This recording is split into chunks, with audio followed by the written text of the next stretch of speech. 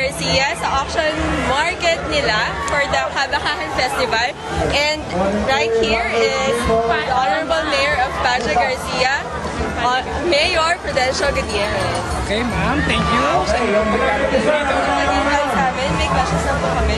Kumusta po yung mga preparations na ginawa niyo for the festival? Okay. Jam-pack ng activities nila. Salamat, halos sa second day na natin ito ngayon, At bukas meron pa rin isa. At December 1 kasi yun talagang unay nating foundation day, At siguro na-witness naman yung activities natin kagabi doon. At ngayon, kung saan yung pinaka-popular daw na place para dito sa ating auction market. Dahil dito nga po, yung ating tinaguri at inilarn sa mga nakaraang panahon yung maging cattle trading capital ng Philippines ang ating bayan. Ito po yung second day. Sabi niyo na po ba na Masaya nga po tayo sa nangyayari sa ngayon.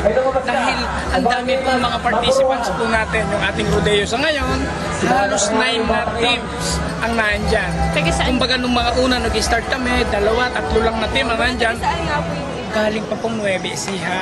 from Tarlac? Dumayo pa sila dito sa Paja Garcia para na sumali sa... Kasi minakancel pa rin kami, na-receive kaming communication from Bicol, hindi na lang namin na-entertain yun. At saka yung communication.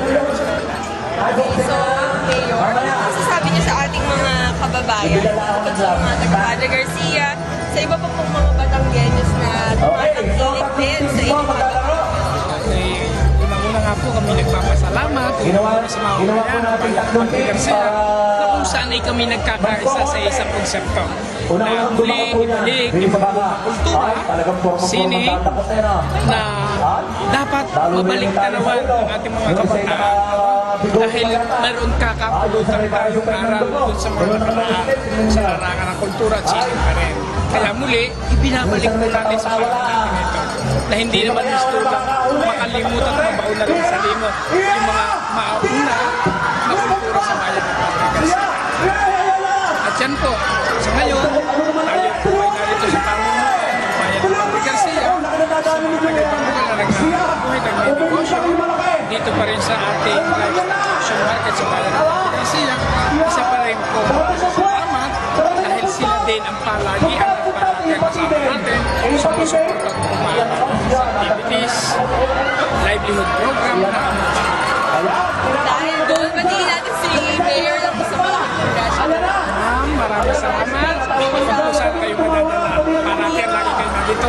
Tigyan nyo kami ng update. So, wow, Batangas.